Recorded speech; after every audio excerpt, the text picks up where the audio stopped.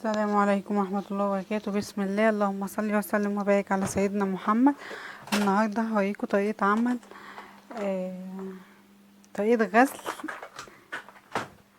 الحمام بدون ريحة زفارة او اي طور عندنا مش عايزين يكون ليها زفارة،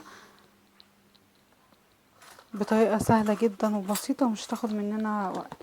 مكون صحي وبسيط وموجود عندنا في كل بيت. ده الملح بنغسله بيه اهي، معلقة ملح طعام عادي من غير اي حاجه ولا خشن ولا حاجه في الميه بتاعته. وادي الحمام اهو. ومعايا ايه بقى السر بقى على طول كده، هنقول البن. هاخد نص معلقه صغيره بن او معلقه صغيره على حسب الكميه اهي اهي، واحطها في الميه. بن عادي خالص مفيهوش اي حاجه، ادي كل الحكايه اهو. بصوا بقى الحمام بنعمل فيه ايه اهي. دي كده انا غسلها كنت كويس اهي، وبنشيل الحته دي منها لو في اي ريش او اي حاجه. نحطه هنا 5 دقايق وبدون اي نقع ولا اي حاجه. هبصوا بقى بنعمل ايه فيه. بسم الله. بشيل الحته دي منه عشان بتبقى طعمها زفر ومش حلوه خالص فيه اهي.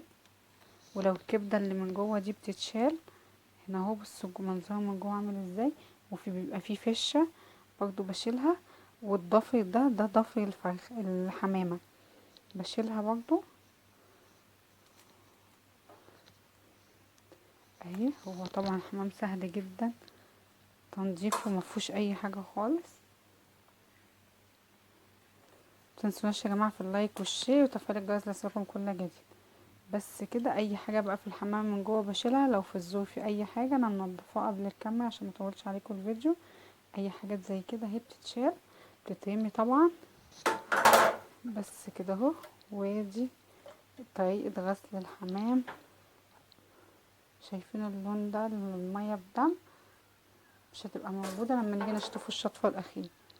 واي ريش او اي حاجه بقى بنشيله منه وبندعك الحمام كده اهو كويس جدا.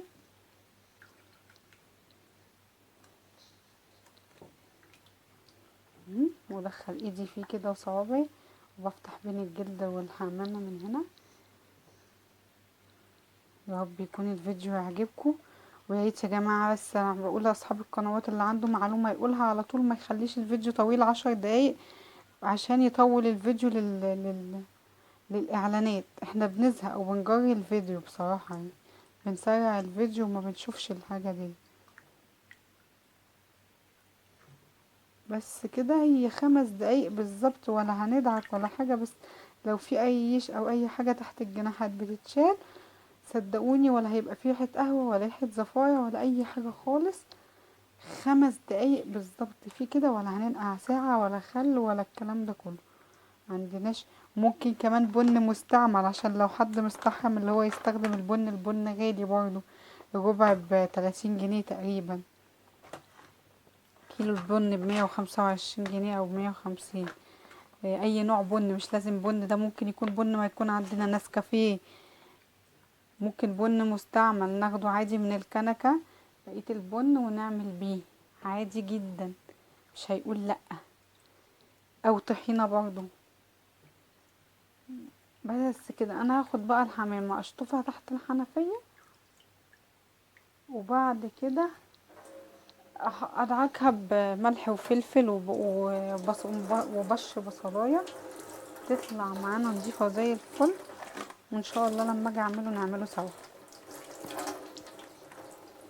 انا قلت المعلومة في الاول الفيديو عشان ما اطولش عليكم الفيديو.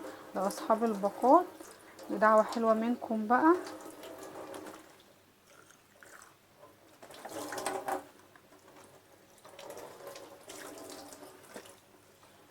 انا بشطفها اهي تحت الحنفية. عايزة اوريكم بقى لون المية بتاعها عامل ازاي.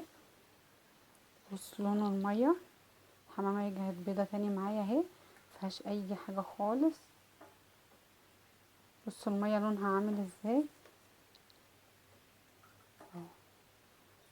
مفيهوش اي حاجه خالص، طبعا في فرق، ومفيش اي ريحه زفاره خالص معايا. بس كده، شكرا.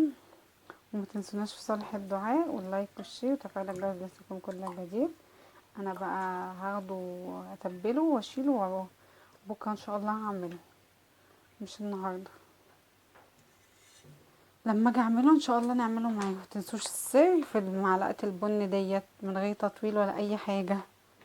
شكرا. انا عارفه كلامي هيزعل ناس كتير، بس الصراحه اتضايقت قوي ان لقيت الفيديو طويل جدا على الفاضي، يعني عشان خاطر البن، معلقه البن دي، واحنا عارفينها كلنا من زمان. بنحط دقيق، ملح، بن، نسكافيه، ممكن اي حاجه ريحتها قويه بتطلع ريحه الزفاره خالص. شكرا. السلام عليكم ورحمه الله وبركاته.